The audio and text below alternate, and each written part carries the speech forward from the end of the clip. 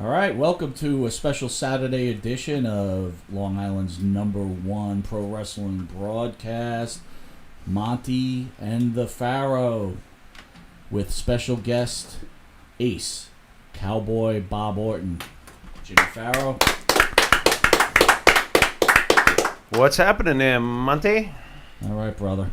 You want to introduce our guest? Why, please? certainly. I have the privilege to introduce our guest, Cowboy Bob Orton. Born on November 10th, 1950, 6'1", 242, listed from Kansas City. Son of Bob Orton Sr., brother Barry Orton, father of Randy Orton.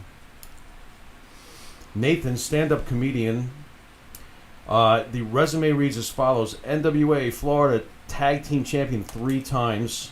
Mid-Atlantic Tag Team Champion, 2-time Georgia Tag Team Champion, and here's one of our favorites, PWI Rookie of the Year, one of our favorite publications, Cowboy Bob Orton. Thank you for being here. Thank you. My pleasure. Thank you, guys. We always thought Tony Gurria was also. Did he share that? Year I got the Rookie of the Year. He shared that with you. Yes, we did. And a few weeks ago, I just seen him in Iowa. And Okay. he looks You looking good? great. Okay. 242. Thank you very much. I haven't weighed that in 20 years. Did they get the height right? 6'1". Did they get the height right? Pretty close. Yeah, you're still pretty tall, man. He always seemed bigger than 6'1", though. Is that just me? You were like a skyscraper. 6'1", 6'1". Oh, he seemed like a sky. How tall is Hogan? Hogan, I think, was 6'5". Yeah, it's about 6'6". 6'5". Oh, yeah. jeez, they always seemed bigger to me. What are you weighing nowadays? 260. Nice. But I'm working on it. Hey, looking good. You look good. we Looking go. good. Looking Thank good. you. Thank you very much. All right, man. So we just want to start off. Let's ask you about this. Growing up the son of Bob Orton Sr., what's it like having a legend as a father? It was fantastic. A little bit rough in school. Dad was always a heel or a bad guy, so nobody liked him. So therefore, nobody liked me. Okay. Really? Which made school interesting, but at a young age, I got pretty tough. Which, probably helped me later on in life, because those fellas I slapped the hell out of, made me the man I am today. Okay. There you go. How was Pop at home? Was he a stern father, or was he like easygoing, or a combination of the two? A combination of the two. Okay. You didn't want to mess up around Dad, but if you did what you're supposed to, he was great. Okay. How did your mom like the wrestling business? Oh, I don't think Mom even watched Yeah. Really? wrestling. She Did the violent aspect bother her, or she just was like, okay, as long as Well, nobody just gets didn't hurt? like wrestling. Dad got hurt, had the back operations and stuff, and Okay. and I think that maybe hurt Mom a little bit. And then she owned a bar, so Okay. she was always busy at the bar. Mm-hmm. How long was the bar and establishment for? Well, my grandparents had it before Okay.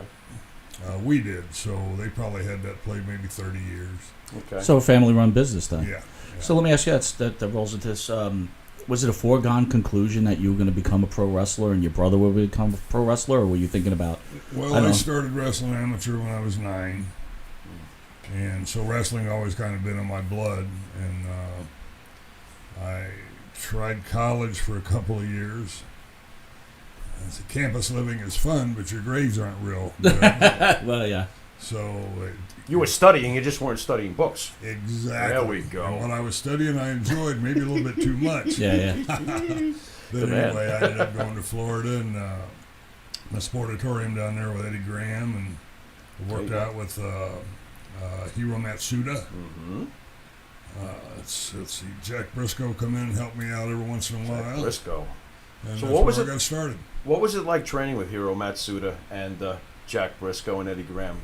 How much were you able to learn? I mean, my God, that's a fantastic. plethora. Yeah, oh, yes, it is. Yeah, and plus, Dad would help me with the psychology part of the business. Okay. So I got to learn wrestling from a couple of the best,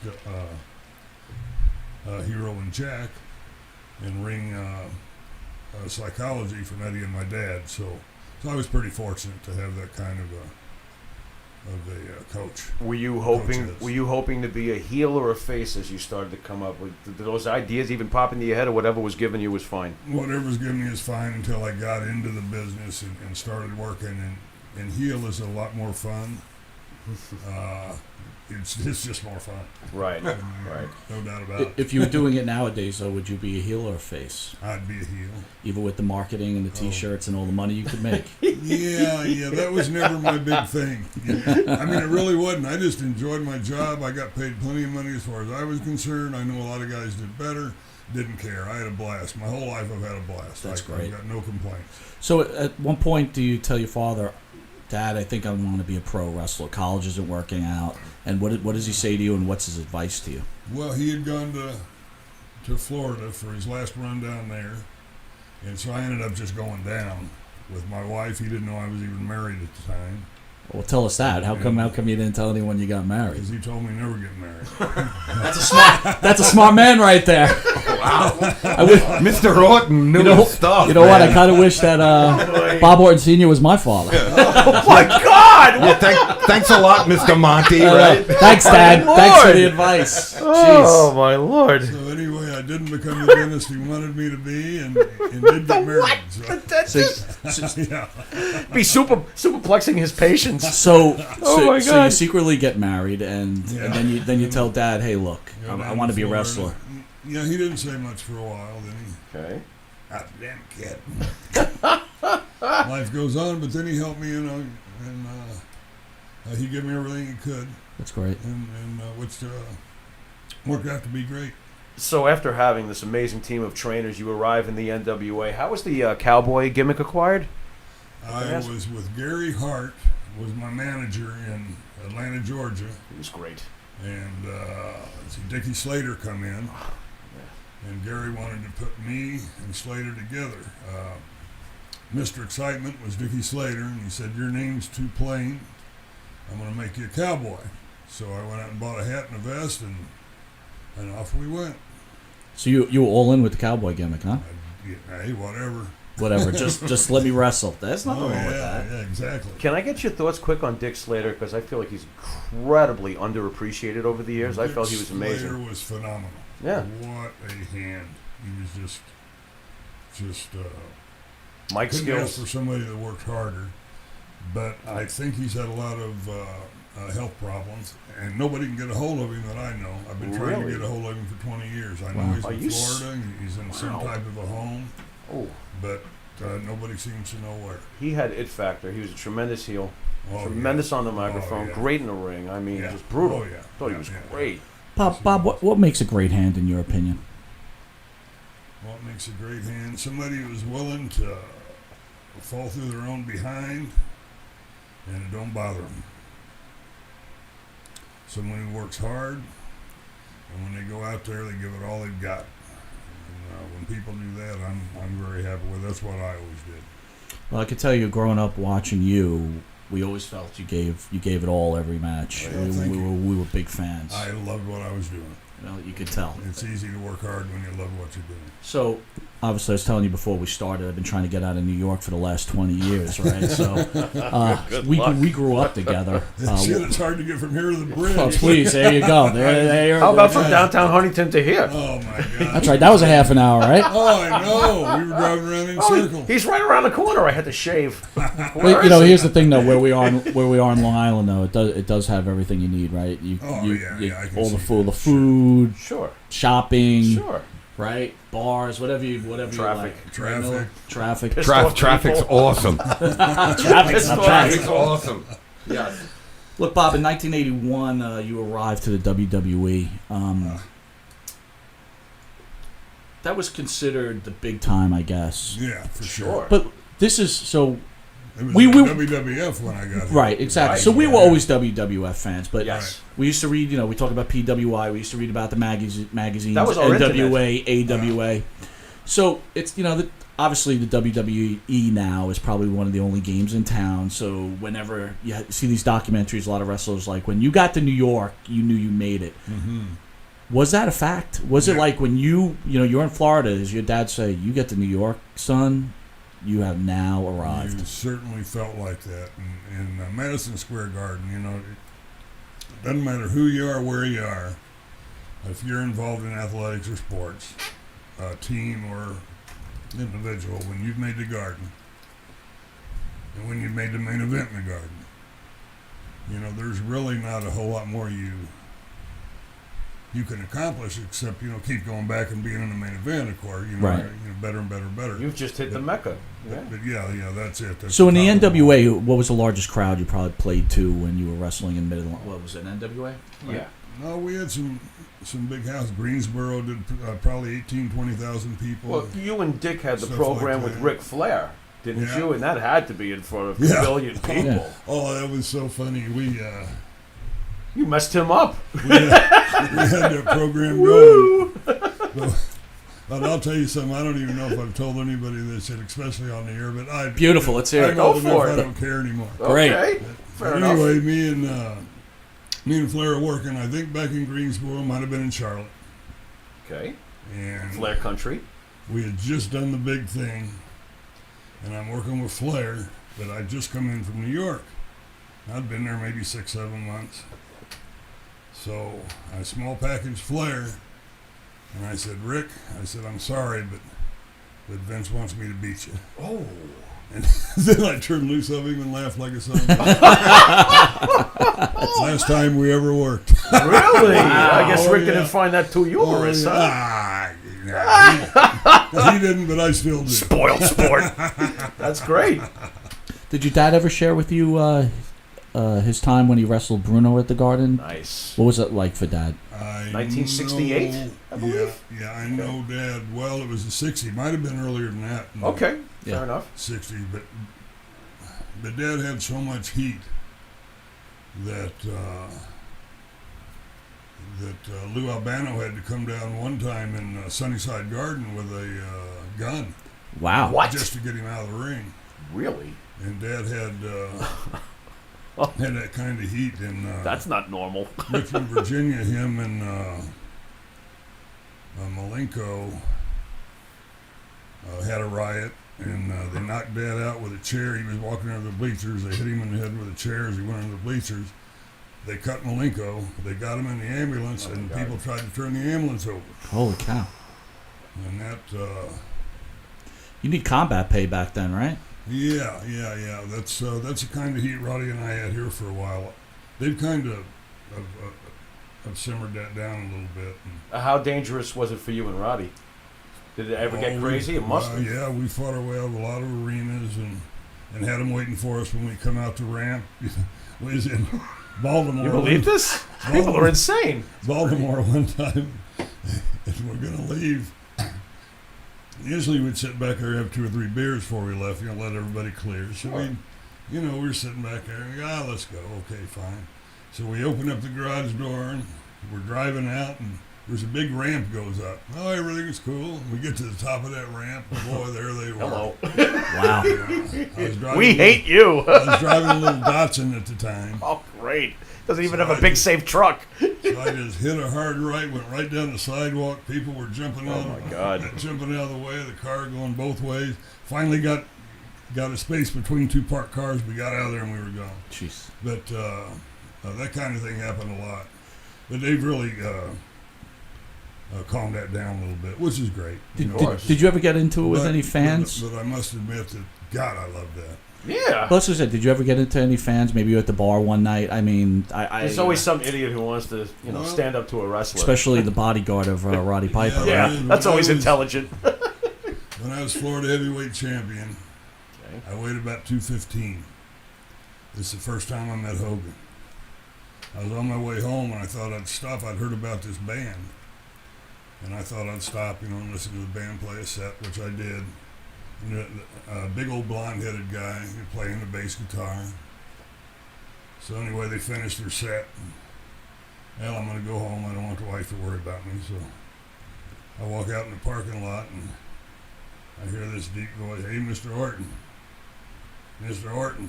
And I turned around what we were talking about, people trying me and stuff. When you're the Florida heavyweight champion, you Yeah. weigh 215, everybody tries you. That's funny. And I turned around and I looked and I seen Hogan and I went, "Oh my God, am I in for it now?" Oh, that's And I set my feet and he goes, "I'd like to get into pro wrestling." Wow. He goes, "Where should I go?" Wow. I said, go see Hiro Matsuda. I said, he's the best in town. He's at the Sportatorium. Thank you, sir. And I was gone. Then did he call you like a couple weeks later and go, Hero broke my leg, thank you for that advice?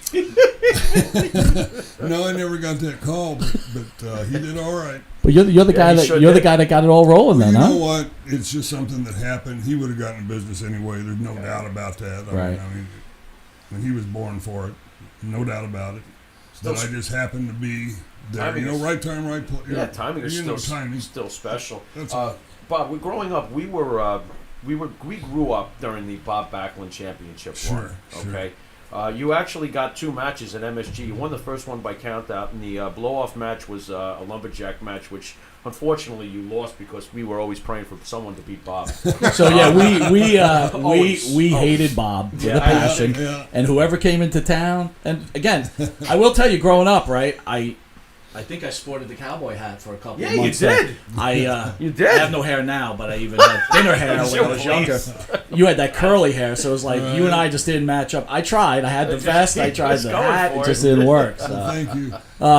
Me and Piper and Orndorff was at a place in Allentown 4 or 5 years ago, I guess. And these 3 guys come in. And one of them was dressed like me, one of them like Roddy, and one like Paul. It was amazing. That is great. We just had a blast. That is we really had a good time. How was it working with the guy we've really learned to appreciate, the great Bob Backlund? How was it working with Bob Backlund? Phenomenal. He could do anything. Greg, you talk about a strong man. Okay. I don't know pound for pound if I've ever met a stronger human being.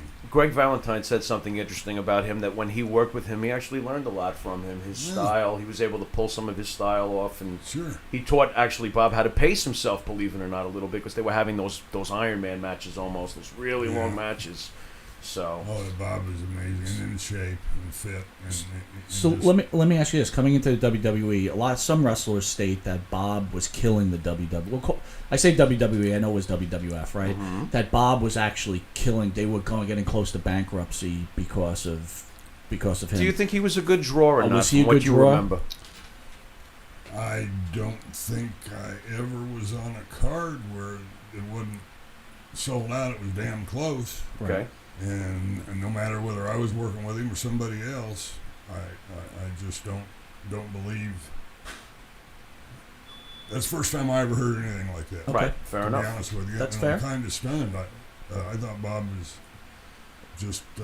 We've grown to appreciate that championship reign, and another guy that doesn't get enough props, who also hated at the time, Pedro Morales. Do you have anything to say about Pedro? How it was like to work with Pedro? Because the WWE thing, right, was after did you blow off with Bob, then you went for the Intercontinental with Pedro, and if you're lucky to never get to, and then you're on your way out, then right? You went to Andre. Right, or Tony Atlas, right?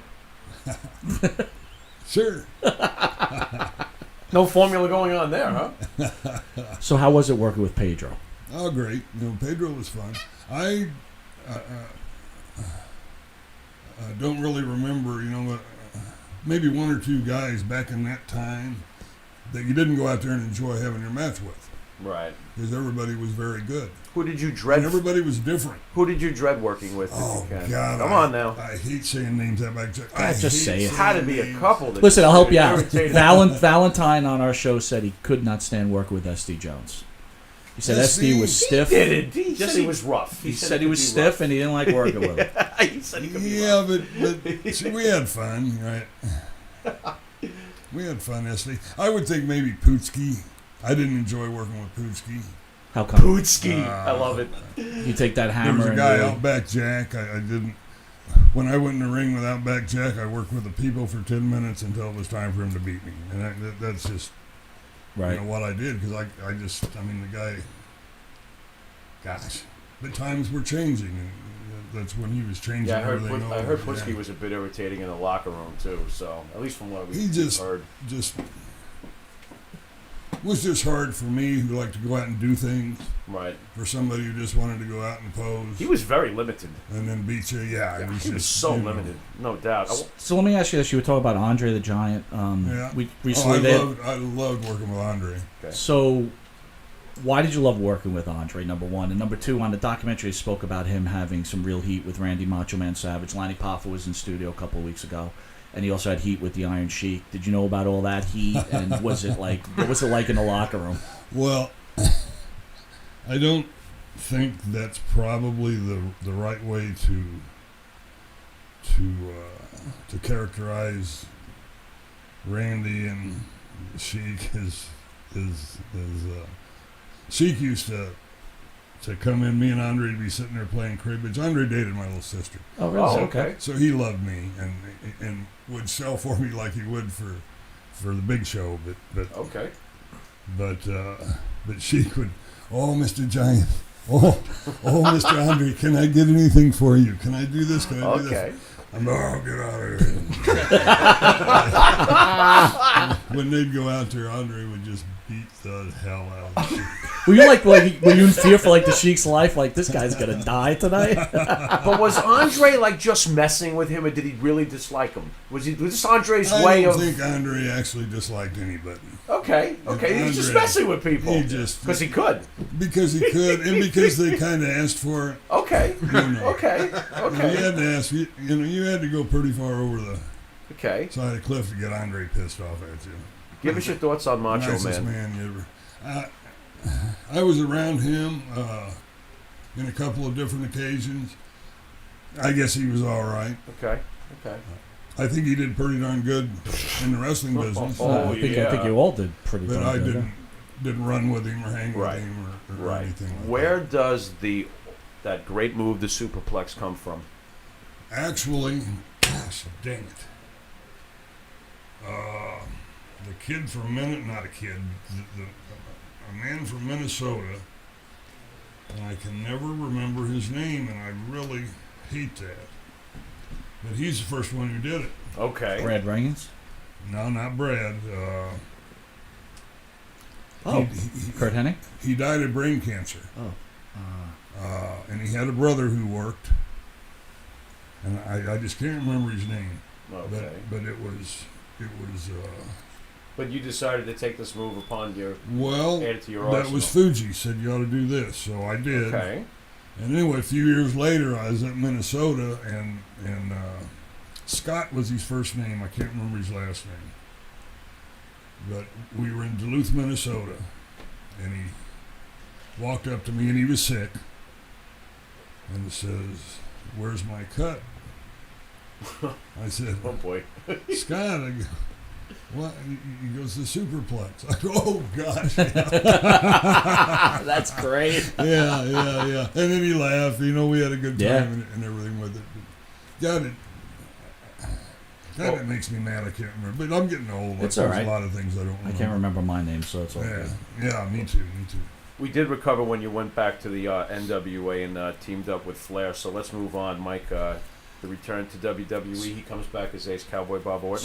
So you come back as Ace to WWE. Is that? Well, I wasn't Ace yet. So when you return back, who presents you with the plan to become Ace, and who tries to put you with Roddy Piper? And did you have any sort of history with Roddy Piper before this? Yeah, he was in Charlotte the same time I was, and we'd got to know each other, and pretty good friends. And when I come up here, they asked me if I would do this. I said sure. It sounded like fun to me. I really just enjoyed my job, guys. Yeah. I just enjoyed my job. The only thing I didn't like about it was when we started going every night, plus 2 times on Saturday, 2 times on Sunday. There's a couple of years there, I got home maybe 30 days out of both years. So that I didn't like. But as far as going out and performing, I loved that. Then Roddy just started calling me Ace. So really? That's where that come in. Yeah. Was that like during a live? That was just during one of the Piper's Pits. He just started calling me Ace. He might have said, "Do you mind if I call you Ace?" And no, I don't care. Let's call me. But that's how that all got started. How was your relationship with Roddy? Sorry, How was your relationship with Roddy? We remained good friends. I talked to him maybe a couple of days before he passed. His wife had stayed up on their ranch in Oregon for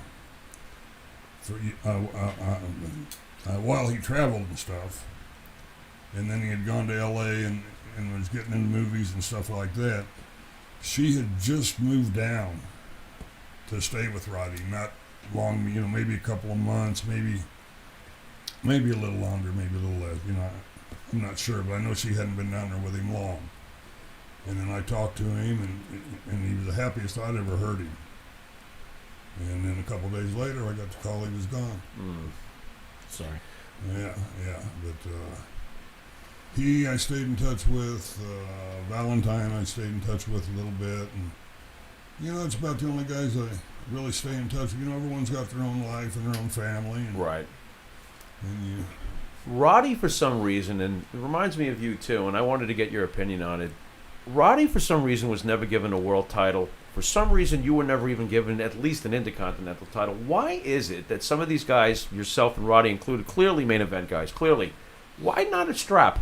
Or was this just a different time period where belts were... Who knows? Did it ever bother you? Thinking. Like, geez, where's my strap? It would have been nice, but right. I had a few titles here and there. Right. So. Were there ever any flirtations in the back? Like, Bob, you might get the Intercontinental belt. We're talking about it. Nothing like that? Okay. I was just curious about that. Is it true that the injury to your arm, because we know that the cast shortly thereafter appeared on your arm for forever, is it true that the arm injury was actually real and occurred during the war to settle the score against Jimmy Snuka? Like you had really broken it. He's afraid to. Should I say? Like the rumors were that you really busted it, and then it healed, and they were like, "Keep the cast on." That means I did a good job. You did a great job. You fooled me completely. Well, there you have it, folks. The bigger question is, how much did you sell that cast for, and how much did you make for it? Holy eBay, Batman! You know what?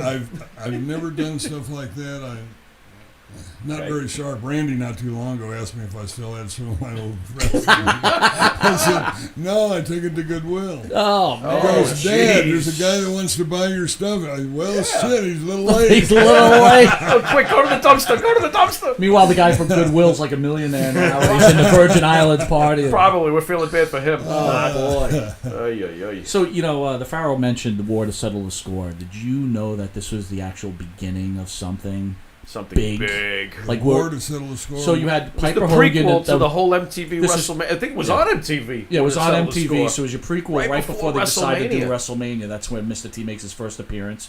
You and before WrestleMania 1? Yeah. Correct. So that's Hogan, Piper at the Garden, which I was at. Yes, you were. One of the great You matches. didn't bring the Pharaoh either. I won that match. Yeah, you did. I beat Paul Orndorff with a cast to the head. That is correct. How was Paul? Did you get along with Paul? Oh, God, got along with Paul great. What an athlete. Yeah. Yeah. Oh, yeah. Oh, yeah. Paul was a good man. Very intense. Yeah. Great on the mic.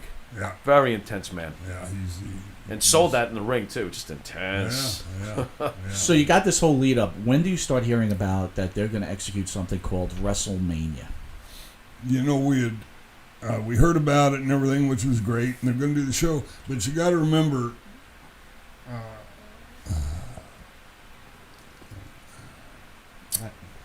I'm not sure. The other guys might have known about all that stuff. I was never real big in what's going on and stuff. I just wanted to know who I was with, what we were going to do, and I'd go out and I try to have the best match of the night.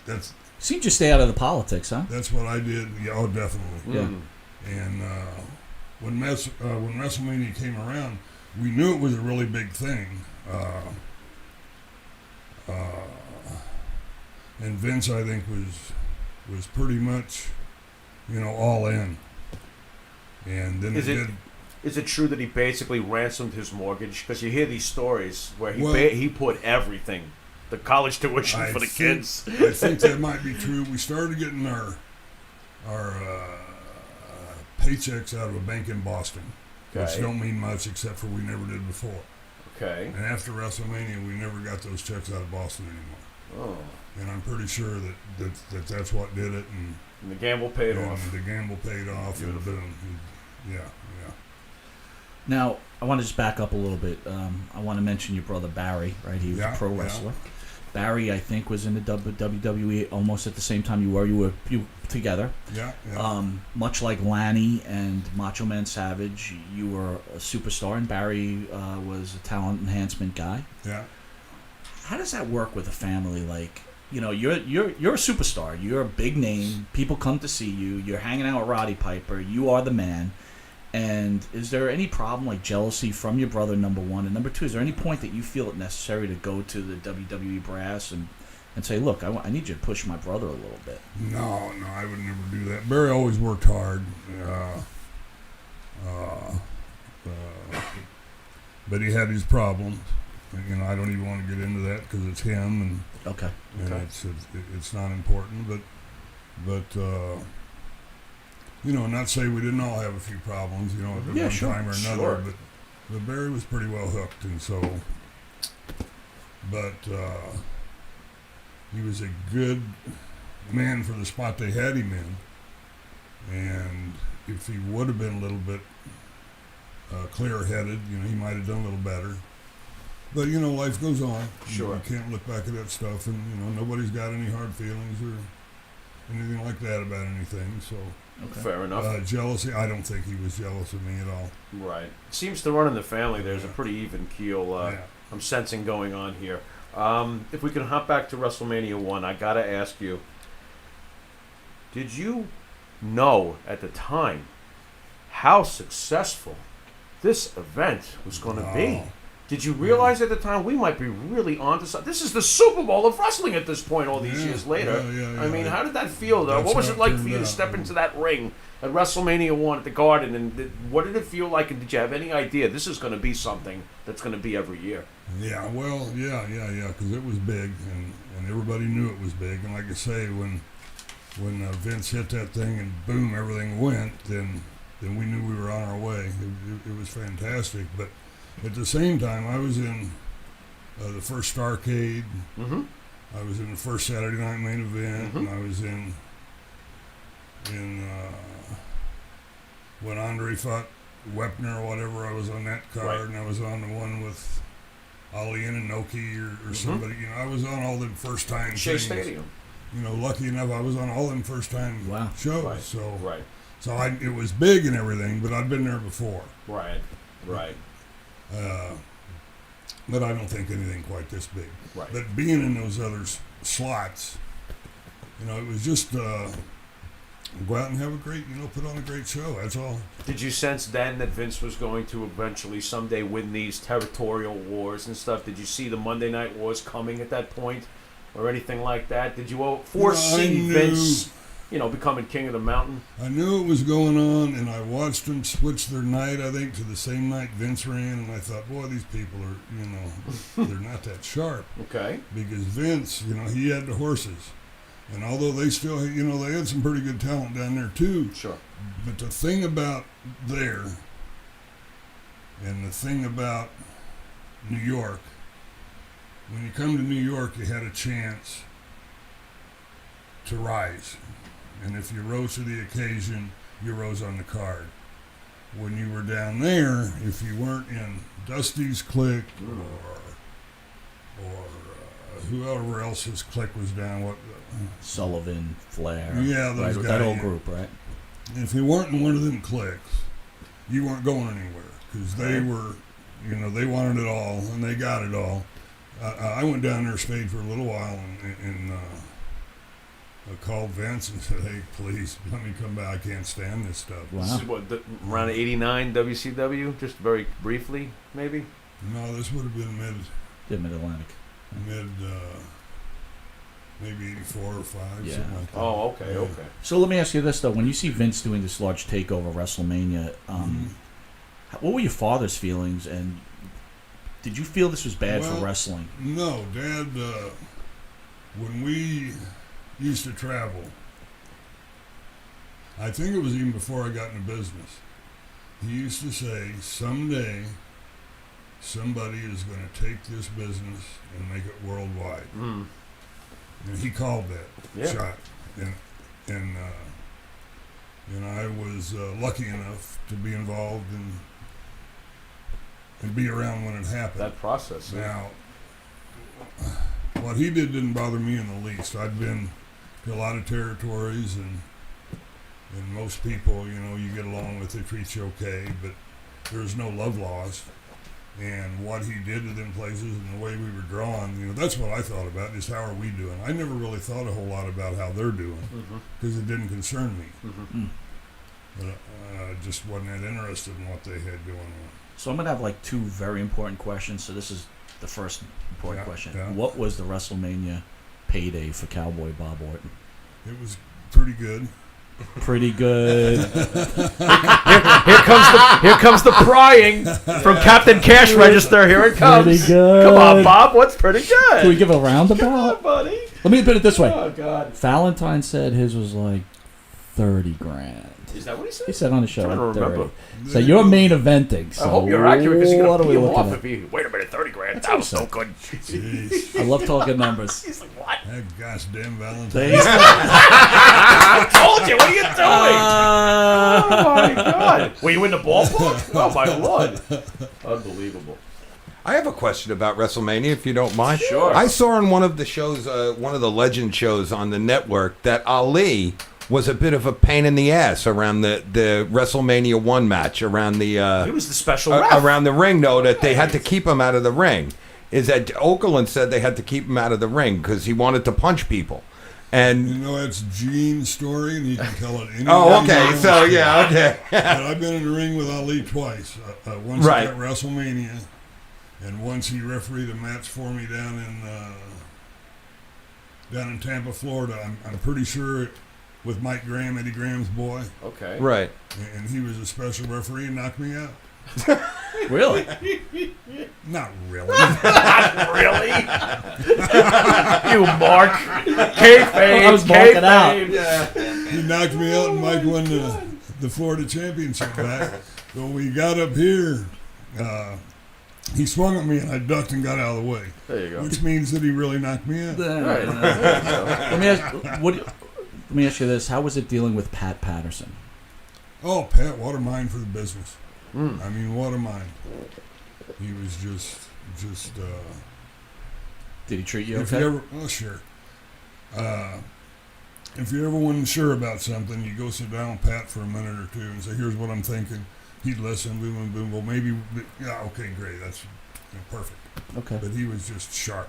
Okay. Was there anyone else valued that much? Maybe Gorilla at the time. Was there anyone else you could go to besides Pat? Who were Vince's right-hand men besides Pat? God, Gorilla. I don't know. I guess Pat. I'm sure Gorilla. Okay. I know he thought a lot of Arnold. Okay. Now there's guys in there now I wouldn't even know who they are. Right. You had the incredible good fortune to work for Vince Sr. and Vince Jr. Yeah. Could you compare the two of them? How they were as people and how they were as businessmen, their differences? Well, again, I was talking to somebody about this in the car earlier today. I didn't get involved in that kind of thing.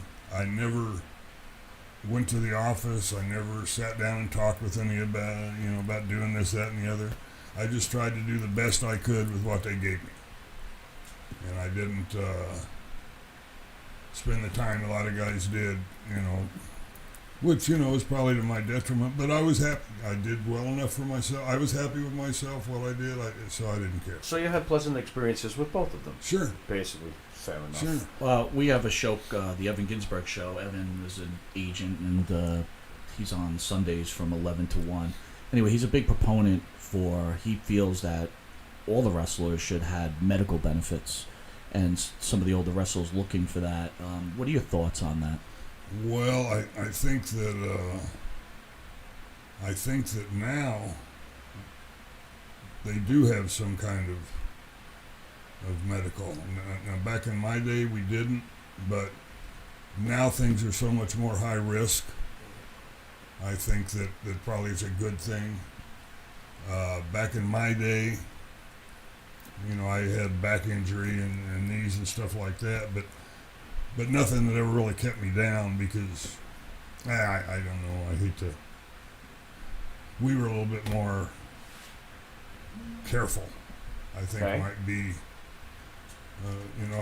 The risk factors have become I did pretty... a seminar today, and I told them what's the most important thing professional wrestling.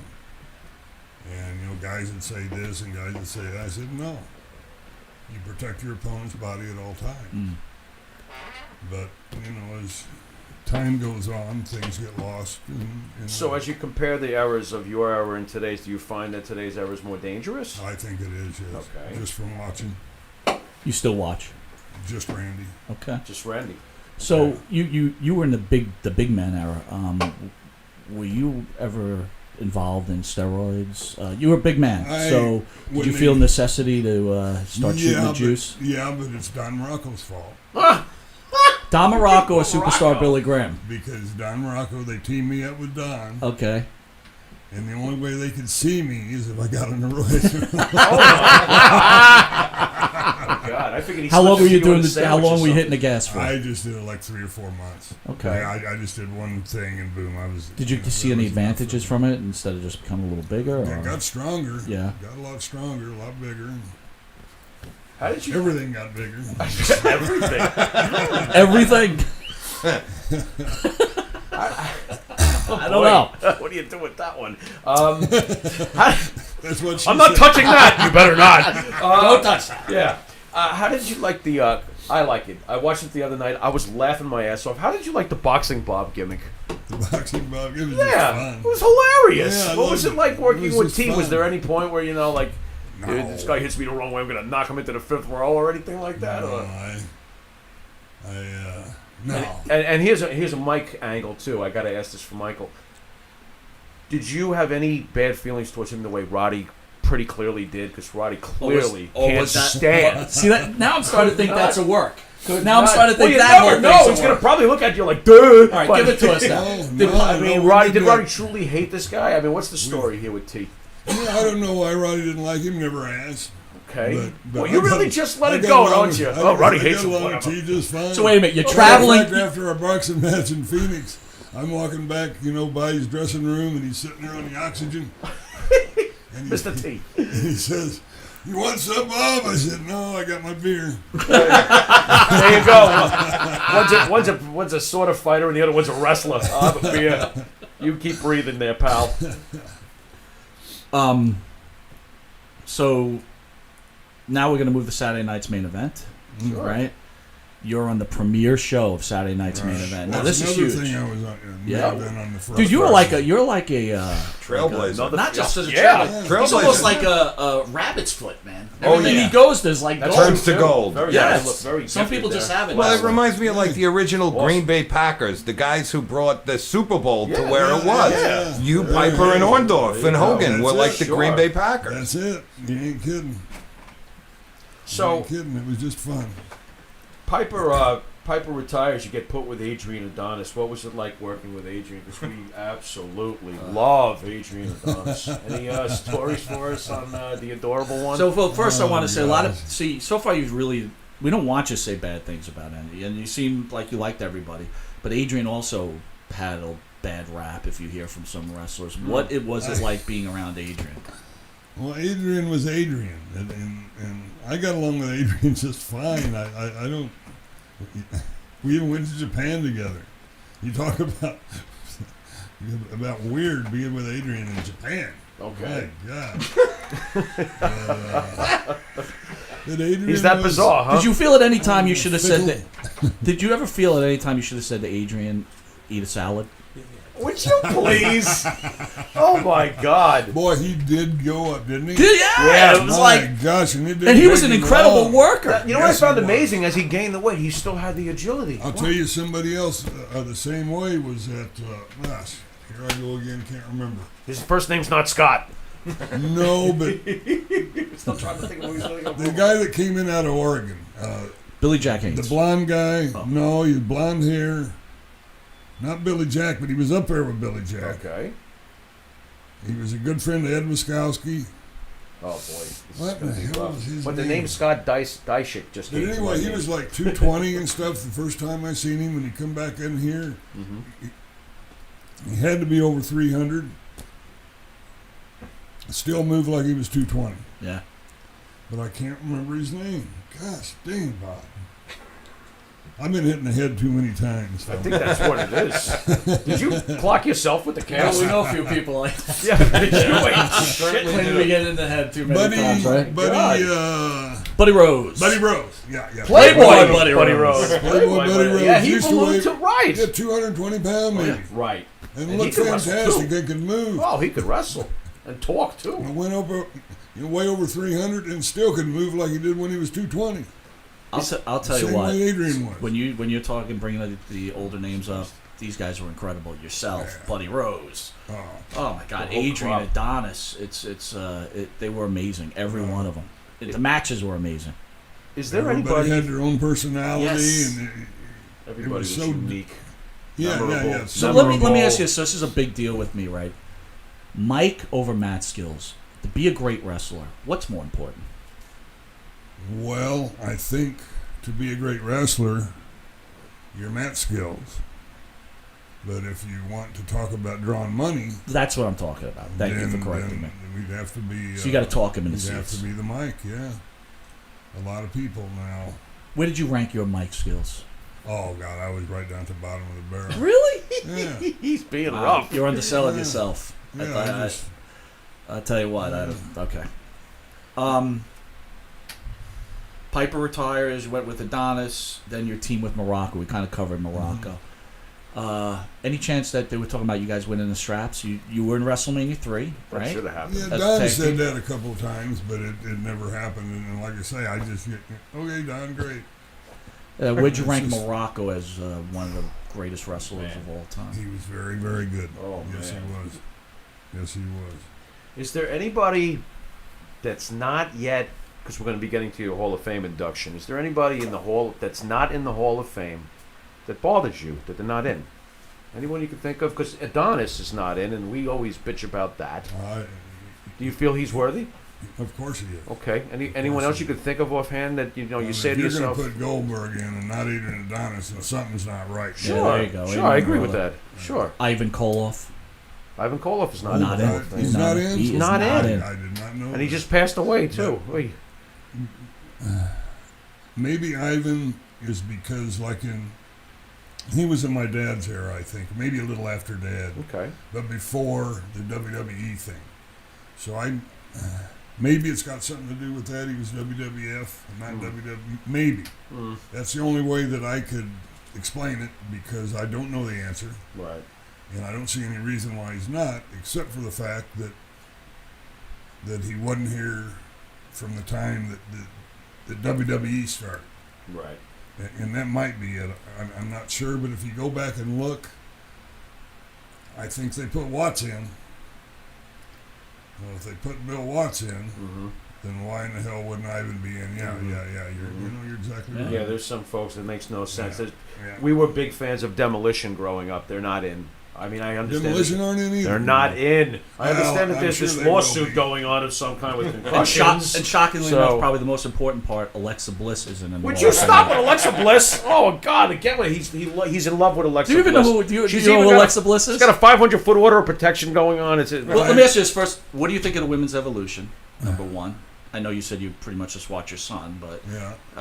what do you think of women's evolution? they really are And- getting a big push. They're getting their first pay per Yeah, they're view. getting their first pay-per-view Right. and stuff, and I hope it does great. I heard they're bringing some of the older girls back in to be in that, Yeah, too, sure. which is Yes. great. God bless. I hope they do fantastic. Any thoughts on Moolah? Oh, I love Moolah. You did. Oh, okay. gosh, yeah, okay. yeah, what a nice hell of an lady. entertainer. Oh, you ain't kidding. Yeah. Yeah, her and May, they just had a blast. Wow. But yeah, I really liked Moolah. She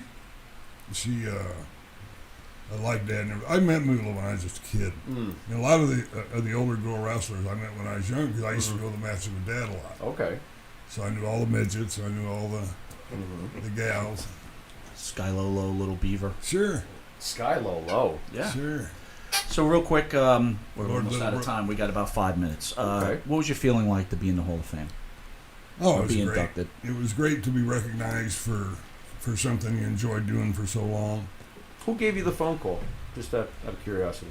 I think Howard Finkel wouldn't swear to Really? it, but I think Howard Finkel. Oh, okay. Okay.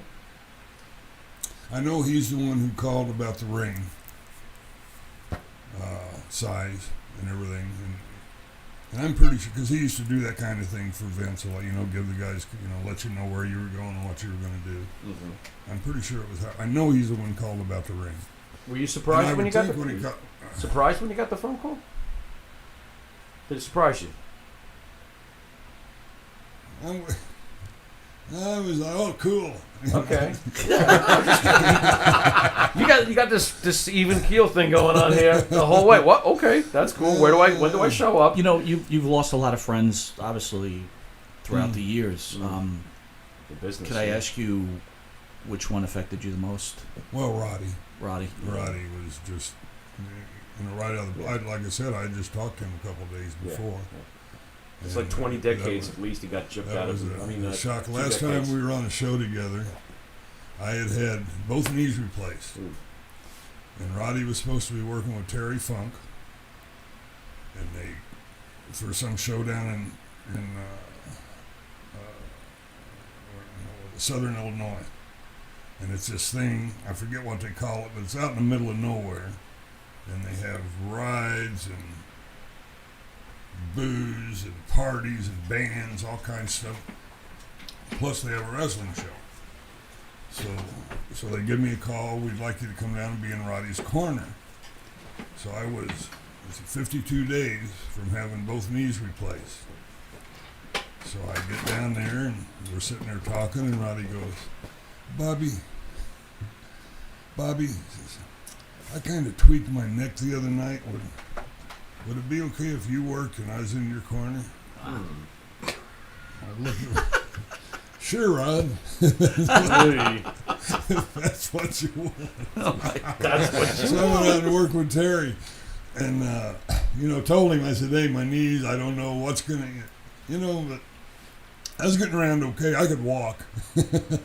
So we went out and had our match, and Roddy got involved, and everything worked out just fine. But I'm thinking, I just told him I got my Right. He's like, right. Sorry, take one for the team, pal. You're a pro. You'll be all right. Randy never gives us a hard time. There you go. Speaking of Randy, as I mistakenly said the wrong name, Randy Orton, your son, who I personally love, 13-time world heavyweight champion. How did you see him becoming this good? Your son has had some career, and did you foresee him becoming? I consider him the Lex Luthor to John Cena's Superman. Yeah. He's always been the knight to John Cena's day. Did you foresee him being so successful? Because he's a first ballot Hall of Famer too, obviously, when the time comes. He certainly had the look, and he certainly had the talent. Yeah. And when you take the look and the talent and you give it a push, then you see what happens. It either does great or it bombs, and he did great. Could you tell early on he had it going on? He has he had it going on. You ain't kidding. Right mindset. How do you feel Randy is on the mic compared to Pops, who just slammed himself? So well, Randy's better than I am. Okay.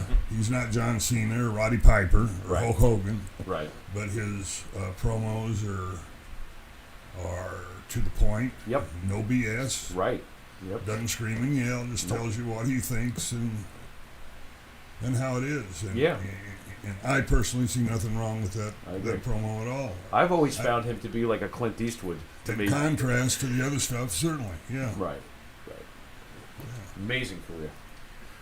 Thank you to end this, I want to thank you, sir, for taking the time out to visit our little show. Oh, my pleasure. It's been our pleasure, and you are an icon. You gave us great times, right? Oh my Growing God, up in wrestling. Years and years of them. Well, I guess that makes my day. Well, that's what I like to hear. I guess in life, if you change one person's life, you've done your job, right? And I could tell you've done it for millions. So we thank you for taking this time with us. I appreciate that. Thank you, guys. Thanks for being with us, Cowboy. You want to send us out, Pharaoh?